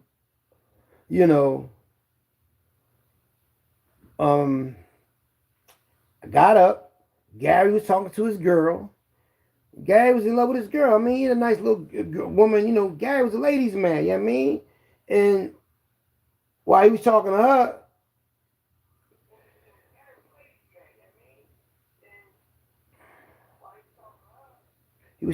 right? I'm on the phone. Anybody want to answer the phone, or they wasn't around, or he outside, he hustling. Man, fuck all that. I get outside. We walking towards the station wagon. I haul ass. I just took off running. Guess what Gary said? Hakeem, come back here, stop playing. I haul ass. I just thought about what I would do if I was in the trenches taking money. Man, I took off running hard ass, ran towards Germantown Avenue near Carmen Skating Ring. But I'm like on these little back blocks. Boom. So when I get to this alley, I go in, you know you go into my alley, you going through like people backyards. You walking past their backyards. So I'm running. Still I had to run through all these cars and through the blocks real fast. So all motherfucker seeing is a flash of orange. A motherfucker with boom, but the staff Gary ain't getting in the car chasing me. Because the way I'm running a one-way streets and going zigzagging, so he can't, you know what I mean? But when I hit that alley, boom. I'm just hitting that alley. And the alley just kept turning and turning and turning. Like the bitch never ended. So at the dead end of this alley, and it kept turning and turning, it was a gate. And the gate was like a 6-foot gate, like 6-foot gate with barbed wires. But the barbed wire was old barbed wires. Say if this is the gate. The barbed wires was like straight across. Like going 3 rows across like this, but straight across, a top. So I'm climbing up the gate like this, because I had to do something, because I'm thinking they behind me chasing me. I'm thinking staff behind me chasing me. So I'm like this. Using my feet and everything. So I'm using my feet and everything. I get to the top. The barbed wire is like that. So I had to like go over the barbed wire with my leg. Hold on the barbed wire like that. Go over my leg. Yeah, like this. Like this. Mind you, I'm cuffed. Went up a gate like that. Then mind you, I gotta jump down. I gotta make sure I don't get snagged. So I jump down. Now when I jump down, I'm inside somebody's backyard, but it's an abandoned building. Now an abandoned building, I walk up in there. Now I don't know if you've ever been in an abandoned building before, right? So I walk through the abandoned building. I'm seeing trash, debris, old furniture, old silverware, clothes everywhere. Like somebody been in there, in and out, doing whatever they want to do. But you can smell that old house smell. So I'm walking through the house, looking on the first floor, but I'm looking for a hanger. I'm trying to get out this handcuff. Got to be hanger around. A hanger or some type of metal. So while I'm walking through the house, I find a pair of shorts. I find a dollar bill on the ground. And I find a hanger. So when I found the hanger, and I came out of one of the handcuffs, I came out the jumpsuit. Now I'm out of the orange jumpsuit, right? But I can't get that handcuff off. It's just tightening and tightening. Fuck. So what I had to do was tuck it under my velour feli blue jacket on, sweatsuit jacket. So I got the orange jumpsuit off. And these shorts that I got to put on are female shorts. And how do I know this? Because at the end of these shorts, they split like this. Hold up. These brand new underwear. My fault, y'all. These the underwear I bought. They 6 in a pack. These Gap joints like this. 6 in a pack. But at the bottom of the shorts, this right here was split like a V, like that. And it had 2 strings coming down on both sides. So I'm like, fuck it. I ain't realize until I put them on. Boom. So I got the blue shorts on, the blue jacket, and the white sneaks on. So I go to the roof. So I'm going to the roof. And you see how y'all can see the reflection through my glasses? Across the street on the 3rd floor roof that I'm on, at this abandoned building I'm in, this house, I can see the windows across the street, all the police riding down the street from the reflection of the mirror Or the glass, I mean. I'm like, damn. They out here looking for me. So I'm on the roof. I said, fuck it. So I go on the 3rd floor or back on the roof. I said, they don't know I'm in here. Plus, I don't got the jumpsuit on. I hit the jumpsuit. I got a dollar bill on me to my name. I got juvenile life. I went to the hospital. Now I'm free again. So I come out. I said, fuck it. So I let a couple hours go by. And a couple hours go by. I walk out. I get off the roof, walk through the house, walk out the back door the same way I came in. Now, the way I kept walking, I'm going to be in front of the house because it's like a lot right there from the side of the house, from the back of the house. So I'm looking, and guess who I see? I see this girl. Did I see the girl first? No, I see the cops. The cops look at me. 2 black cops. They ride by slow and look at me. I look at them, and then I put my head back down like I'm looking for something. And then they kept moving. Because mind you, they're looking for somebody with an orange jumpsuit on. They ain't looking for somebody wearing all blue. And why would I be sitting around there looking like that? You know what I mean? So they kept it moving. So I went back up in there. I came back out a few minutes later. Man, fuck that, I'm out here. So when I go back out there, I run into this girl, this female, and she had like 2 young kids. She's like my age. So I asked her, do she got change for $1? She asked me, do I know what time it is? Like, do I got the time? I'm like, no, I don't know what time it is. So I walk away from her. I walk down the street. Then I see somebody from Richard Island I knew. Now, mind you, man, my twin brother, the whole city know us. So I see my people's Rich, named Rich, from Richard Island. And I get in the car with him. And he relates to my sister, on my sister's side, my sister Sabrina. So I get in the car with him. I used to always be down there chilling when I was Richard Island. I used to hustle for Big Rock and 12th Street projects. So while he's driving me from near Carmen Skating Rink to my niece's crib, unbeknown to me, the whole city know I ran. So when I get down North Philly, 10th Susquehanna, I make it to my people house. When I make it to my people house, I go in her house. So my brother Beans come to the side window. I'm like, what's up, bro? He said, man, everybody know you ran. Everybody. I said, all right, listen. I need to get this handcuff off me. He said, all right, bet. So now, you know, it's smokers in the neighborhood. They're not do anything. So I called my brother Sekou up. I said, Sekou, I'm down 10th Street. I just ran from the hospital. Come on down here. I need a saw. So he on his way down here to pay Chucky to get this fucking handcuff off me. You know, he paid him through drugs, gave him some crack. Mind you, my wrist got metal on it, like this. And he got a saw cutting like that. You know how much pain that is? That's metal on bone. Pressure. That shit hurting like a motherfucker, man.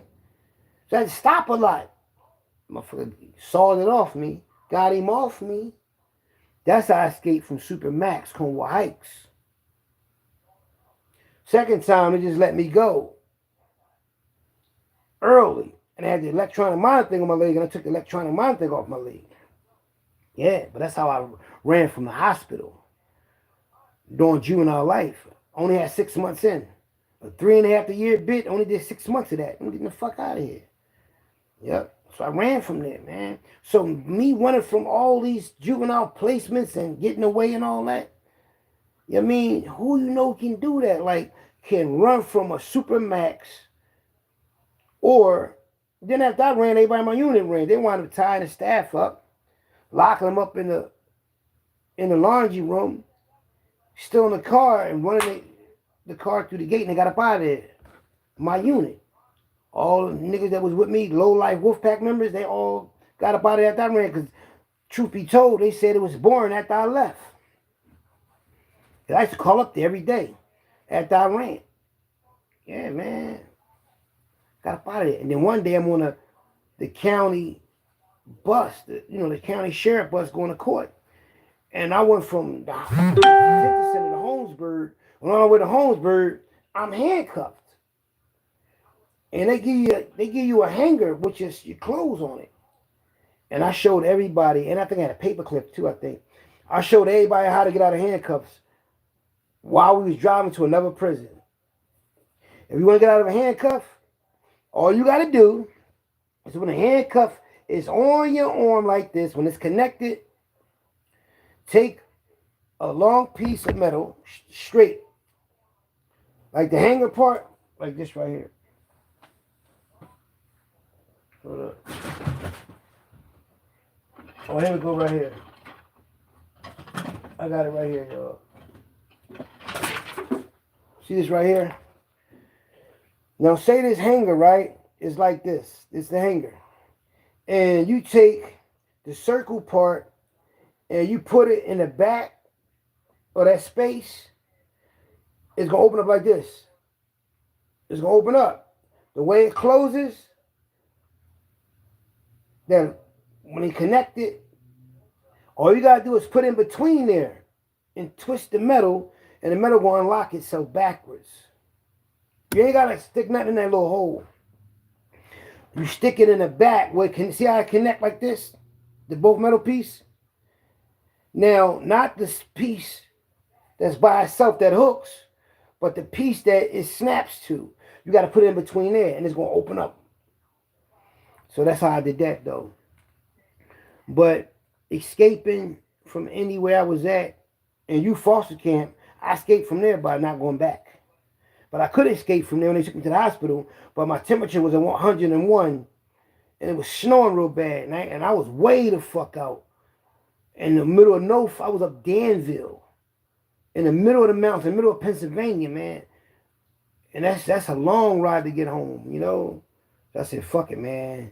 I got to wait till I get home, because, what you don't understand, out of all the places I was at, that might have seemed like the easiest one, because it was only a 5-month program, and they let you play Nintendo and Mario Brothers, and let you stay up late at certain days of the week. They went to the market for you, got you anything from the market, took you to the movies, let you play tennis. They made you brunch on Sundays, anything you wanted. The chef would make it for you. All that good shit. So every week I used to send them to the market to get me some Doritos and some chocolate chip cookies or some Oreo cookies. 5 months. But the downside of it, you're in the mountains. You look at where the kitchen at near the dumpsters, and you'll see black bears near the dumpsters. So the wildlife is out there with you. That's why it's so dangerous. They got you in the woods, in a deep part of Pennsylvania. And guess what? You're in a real cabin. A real cabin where somebody just open the door, coming in and fuck you around. Ain't nothing blocking the wildlife from fucking with you. We out there, we in the at nighttime, we watching TV on my night. I used to watch Growing Pains and Family Matters, whatever used to come on at nighttime back then on my night. I'm in a TV room, look like a real big ass living room, like a living room, like a nice big ass house could have. And right next to it was this big ass window, like a fishbowl type window that go all the way long down the room, like humongous window. And outside that window is the woods, like the barn, the basketball court, all of those shit is out there. And guess what to walk up on the window? Skunks, deers at nighttime. I'm like, oh my God, this shit is like, and you be like, what the fuck? Anything. So I'm like, that's how crazy shit. And I'm like, my brother, he in Danville doing Supermax. He ran when he went to court. He ran the courtroom. No, because I ain't gonna lie to you, I was gonna run when I was in the Delta one time. I was looking at 20 years. Major drug case down Kensington. And I could have paid a lawyer, gave the lawyer my bail money with a couple extra $1,000 to take the case, but I went there with a public defender because I was out on bail. And the lawyer was like, you looking at 20 years. So they said the jury reached a verdict. This when Cassidy was on trial for that case he had So I'm looking for a guilty or not guilty. I'm out on bail. And I kept asking the lawyer. She was pregnant and everything. I said, listen, if I lose this case, can I stay out on the pill bill? She like, we'll see. She said, get up and face your jury. I got up and faced the jury. It was like, not guilty. The whole side of that room, when the opposite side of me was all narcotic cops, filled up the whole courtroom. They was mad as shit I beat that case. Mad. Not guilty, all charges. I got 20,000. I sued the city. I got a little 20,000. You understand me? Lawyer got 8,000. I got 12,000. Yeah, beat that thing, spanked it. So look, I left that courtroom, the courtroom like this. I was on the 10th floor, homicide down. They got a homicide case down the room. That was 10th floor, the major court. 10th floor, 10th, 11th floor. That's major. I'm looking at 20 years. So that was a major thing. So the lady was like, the public defender's office gave her some praise because I wasn't supposed to take it to trial.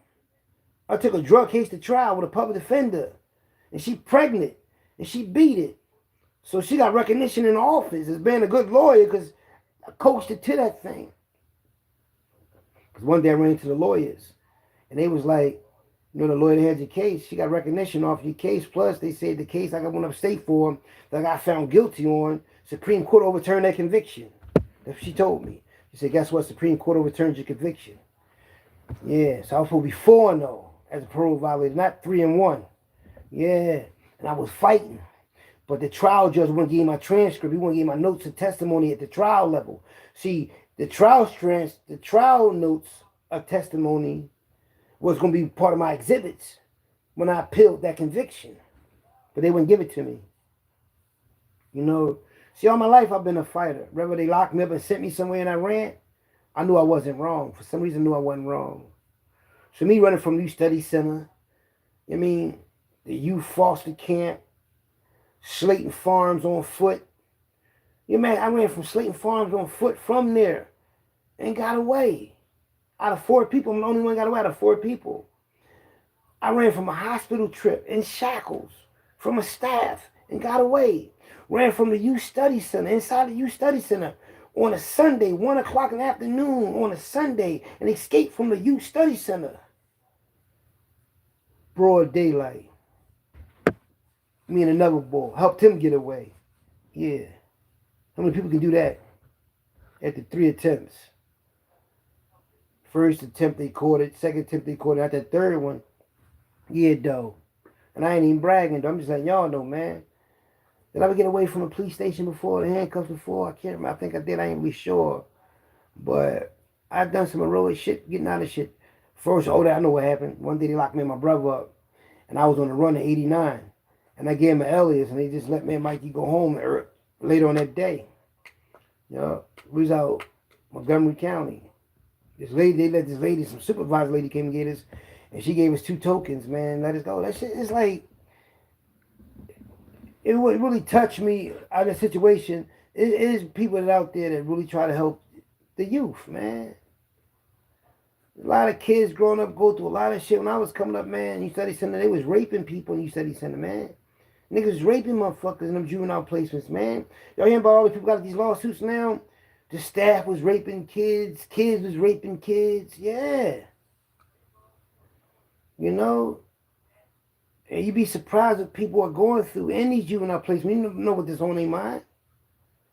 I was getting the fuck out of there. No. When I was up the hikes, before I ran from the hike, Supermax, I tried to run. Me, Travis Hall, Lil Miles and somebody else. And we was in Travis' room. Or was it my room? And we went up in somebody's closet in their room and we dug a hole in the ceiling. And we wound up being in the attic. And the attic had sensors. And that's how I knew we was up there. And when they went up there and got us and all that, I was the last one to give up. I said, I'm not giving up. They said, come on, Hawk, we got caught. I said, I ain't getting caught. Fuck that. We was behind this thing, something, and they was on the other end. Said, well, come on from out of there.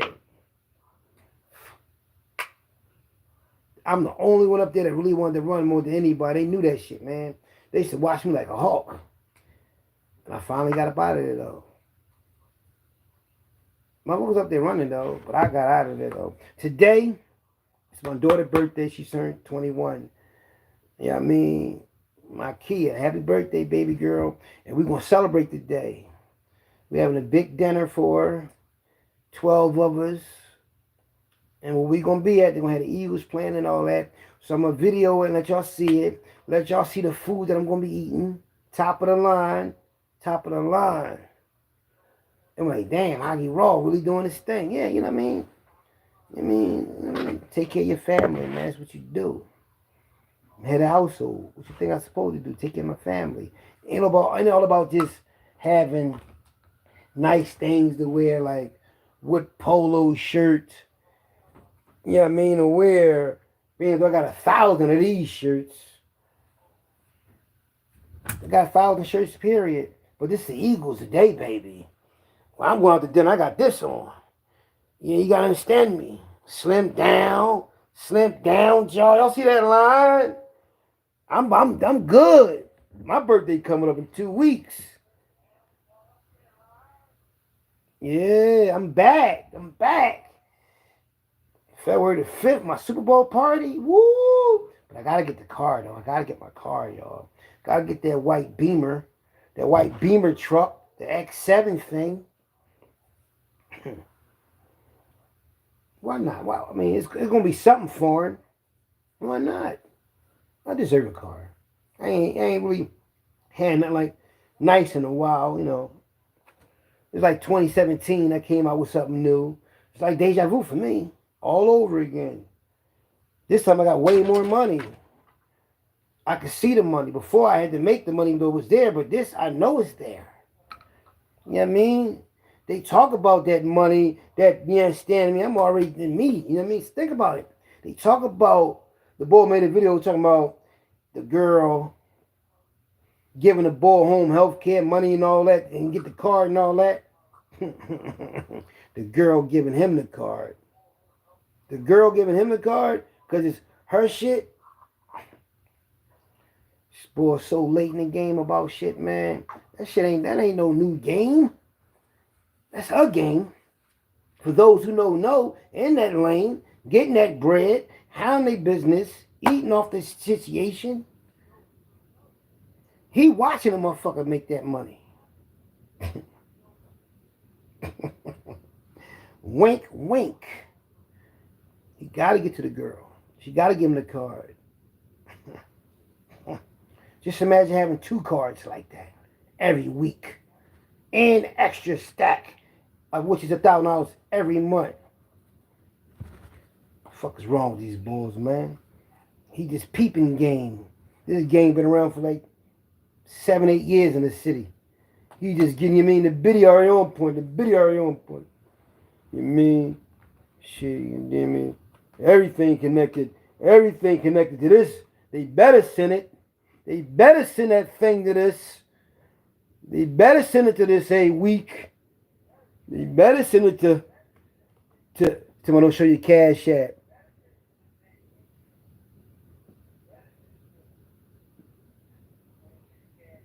What's that? $HAK111. Shit, it's the hottest goddamn it in the world, them 111s. Shit. Talking about what your mans and them doing. Fuck, you think it's a game? It's a lifelong card. It's forever. That money forever every week, every month, forever. So I laugh at these dudes, man. I'm rich, man.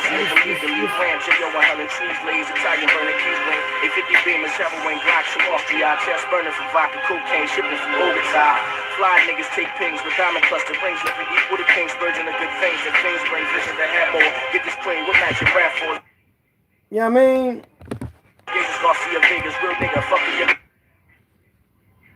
I just want y'all to hear to let y'all know I'm the real deal, man. Hockey Raw, man.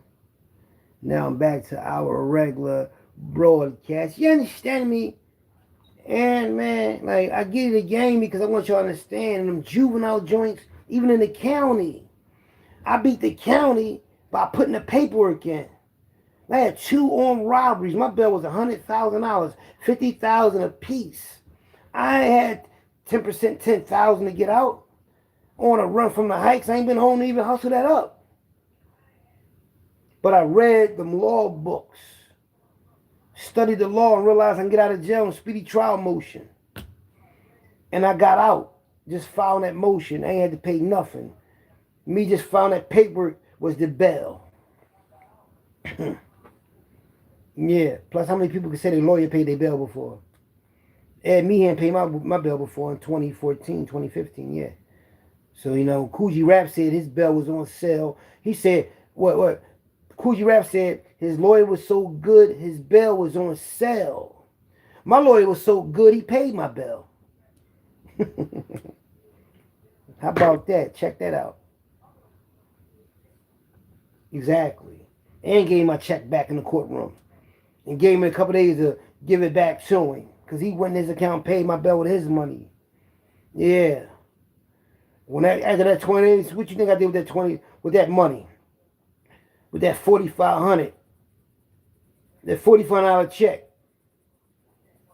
that I bought out my lawsuit. I bought him out my lawsuit, and I tried to endorse it into his account by signing the back of it in the visiting room. When my wife and my mom came up to get in my lawyer. My lawyer couldn't do it, so he bailed me out. After he bailed me out, we were going to the courtroom.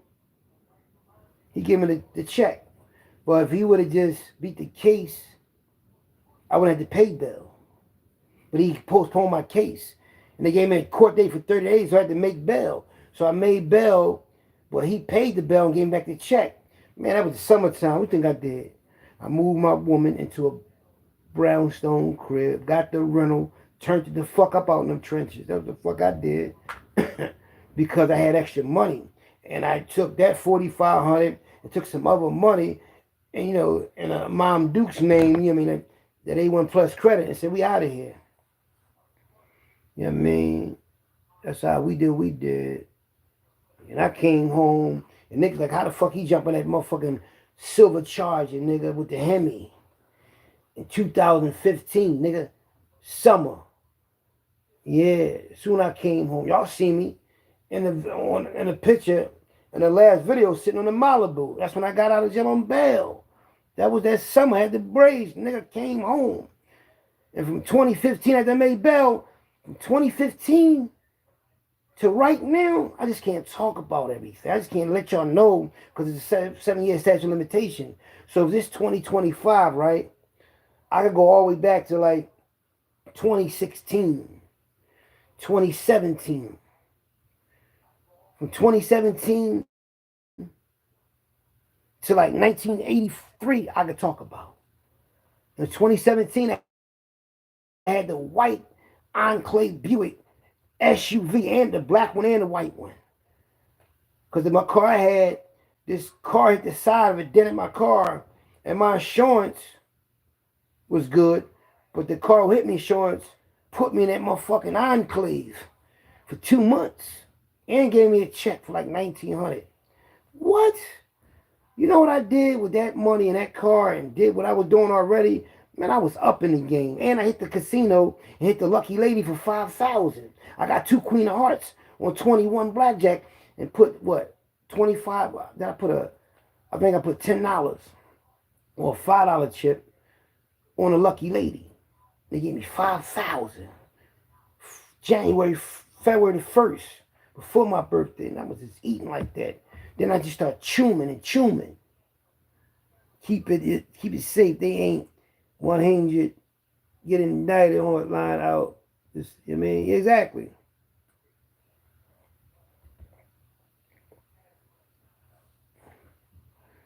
But listen though, y'all. Listen, Eagles gonna win the Super Bowl, y'all. Fuck y'all talking about, man. You know what I mean? I ain't wear this shit for nothing. I don't buy this shit for nothing, nigga. Go to buffet, throw this on these motherfuckers, man. Say, no, where we going today? We going to a steak place, expensive steak restaurant. I think one of the most expensive steak restaurants in the city. Wherever I'm going to be at is going to be the top of the line. Most expensive everything. And I'm like, damn, that thing do look nice. Come on, man. I don't just do just anything, man. Y'all see me do Thanksgiving big, Christmas big, New Year's big. Y'all about to see me do my daughter's birthday big, then my birthday in a couple of weeks. That costs money, man. Shit costs money, man. Shit ain't free, mate.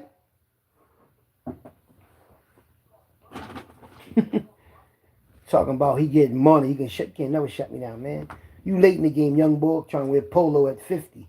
Nigga trying to wear polo at 50. I'm hockey raw, nigga.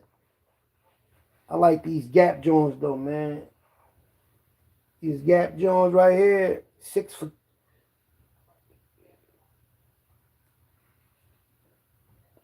joints. Always I get packs of shirt, packs of shit like that, and packs of shit, but different colors, man. You know what I mean? And this how my underwear gonna be though. Trench World underwear like this, long johns. Not nobody else name, nobody else shit. You know, nigga from the trenches. Plus my life story, man. That's why I'm a brand, because the shit I've been through. Escape from all them joints, man. Survive all them institutions. Fighting, gang war in the county. Over Holmesburg, the House Correction, Detention Center.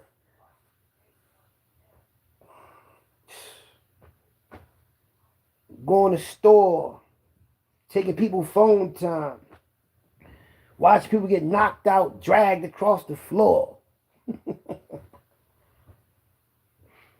You know, shirt is this. Oh, it's my Pac-Man shirt. I gotta go to laundromat too. Cause I don't know. It is a wash. I gotta, we do have a washing machine, but I'm not. I do got. Well, I put a lot of shit in the cleaners, but I'm just talking about like a lot of these shirts that I like this shirt, right? Y'all like this, y'all? Damn, y'all remember Pac-Man. Anyway, I fuck with y'all, man. I expose these suckers. I give y'all the content from back in the day so y'all can understand that them juvenile placements that's being sued now, I was in damn near all the motherfuckers, man.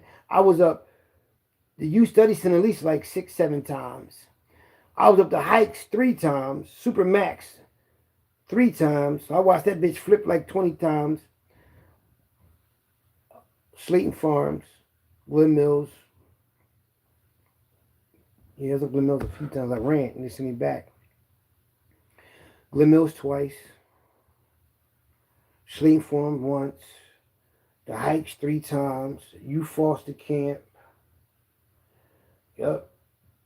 They placed me 7 times. Because every time I ran from the hikes, I had to go all through the process all over again and band up that bitch. But then as I became the oldest one up there, I felt like that I was a big brother to everybody. I was a legend up there already and everything. Then all the boys from Pittsburgh up there, because Pittsburgh wound up running it. Pittsburgh ran that bitch before I left, but all of them fuck with me like that. I'm a likable person, man. Like, everybody liked me when I was locked up, unless they was jealous of me. You know what I mean? I'm always with the baddest crowd. I'm always trying to run. So if a nigga trying to run, he gonna like you because you trying to run. Like, damn, nigga thorough. Plus I got that shit on. I'm thorough. I'm not shy. I know what to say. I'm intelligent. Yeah, man. People don't forget you. Anywhere, you know how you go to school, you might remember 1 person, 2 people, even on your football team. No matter what you ever did in life, no matter where you was at, no matter wherever I was at, no matter where I went, people always remember me, man. No matter who I was. I might not remember everybody, but everybody remember me. You know what I mean? Think about it. In your third grade class, junior high school, high school, you can't remember everybody was in your class. I got pictures of everybody was in my class. That's like looking at my mom's scrapbook like, damn, I remember her, I remember him. But I also got this. Hell of a memory, man. Didn't know I was a good storyteller on here, like far as when I talk my talk and it just take y'all to another world. You know, when I got to the adult prison system, I knew I couldn't run like that because I knew they'd kill you and all that. So I said, fuck it, man. The juvenile shit was fun. They knew they couldn't shoot you. The dealt thing, they'll just shoot you because you a dealt, man. Ain't that some crazy shit? They don't even care if you right or wrong. Then if you make bail, right? Say if you make bail, you beat your case. They don't give you back all your money. All the money they stole from me and bail and all that. I gotta go, so listen, because I gotta get ready to go. We about to go and have fun. Oh, I'm eat lobster. I'm eat lamb. I'm gonna eat all that good shit in a few minutes. And I'm gonna let y'all see. You know, so, and I'm not no imposter. I don't make nothing up. I don't got a lot of y'all. My city know me. They know I'm not lying to y'all. I got some homies like, yo, I got some of my friends be like, yo, certain people was like, all them people he show. He don't know them. And my homie Frog was like, yes, he do. How you think he got the pictures? How you think everybody he talked to y'all about, he know? Because you know you had certain people with you, but they're around everybody you be around. I got them type of people vouching for me. Because they know I know everybody. Then they get to talk. Yo, he know people from West Philly. Call somebody from West Philly. Call somebody from that corner. Oh, that's Twin. That's Hockey Raw. And they understand. Then he do know everybody.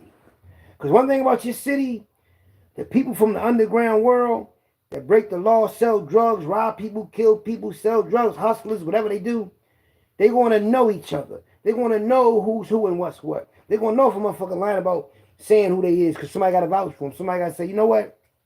He ain't lying. Or that nigga lying. Or he capping.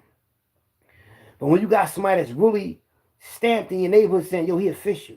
Everything he's saying is true. He was rolling with our big brother. He was rolling with our uncle. He was rolling with our cousin. He was in jail with Main Man. He was in the JBM. He was getting that type of money. He was up Erie Avenue selling all that crack, making millions. He was down Kennington making thousands of dollars every day off dope. He was busting his guns, sticking up people, robbing people, kidnapping people. He was in jail like that. He did do this, that, and the third. There's always somebody that's going to vouch. Because why would I lie? Have no reason to. And the ones that do hate on me, they only hating because they didn't do it first, and they can't do it. What they going to say? Everybody else trying to be like me. Everybody else wish they was a gangster. Everybody wish they bust their gun. Everybody wish they was known for taking money, making money, throwing that shit on, having the females and having the nice cars and being a handsome motherfucker. The baddest females too. Always throwing that shit on. So when you got people that really want that and wish they had that, they gonna envy the motherfucker that's that. It's just human nature to dislike something that you can't be or you can't have. And that's the truth. Even as a baby, you seen babies do it all the time. When they see something they can't get, they throw a fit. Right? It's jealousy and envy coming from my enemies, pitching me rolling. Right? I'm pitching me rolling. And I cough because I smoke weed out of a bong. So I'm going to have that little cough from the tree. And I just ran out of trees, so I got to get more tree. But it's cool, though. I can go days without smoking weed. That ain't shit. That's just something I like to do. So I got to get ready to go, y'all. Thank y'all for being on the live, because y'all going to see what I'm about to eat later on. Go, Eagles, go. Fly, Eagles, fly. To the road to victory. Fight, fight, fight. Fly, Eagles, fly. 1, 2, 3. Hit them low, hit them high. And watch those Eagles fly. Fly, Eagles, fly. E-A-G-L-E-S, Eagles. My son learned how to say that word Eagles and spell it by me taking him to the game. Yeah, I took my son to the game when he was 5. You know what I mean? We had a ball that day. Y'all have no idea, man, but y'all gonna know. When I get, everybody from that watch my old channel, Philly Trenches, damn near everybody that's somebody that's probably in the entertainment business, watch my content. Can't, just shocked and bewildered that my life is how it was. But it is that. I did come from that life. I'm that one they talk about, like, damn, he came from pimp, hoes, and gangsters. And their family really was that family that got in them trenches and was Philadelphia in that lifestyle, in that underground world. Mother, father, uncles, all of that. And then I grew up into that. Had to go out into that and be that. That's why I'm Philly trenches. And that's real shit. That's why they love and watch me from kindergarten. I still got my kindergarten friends. 50 years, well, that's like 45 years of friendship. How many people can say they got friends that's 45 years and everybody I ever ran across still know me since I touched kindergarten? Millions of people.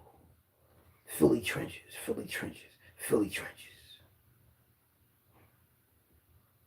See y'all at the dinner. See y'all at the dinner.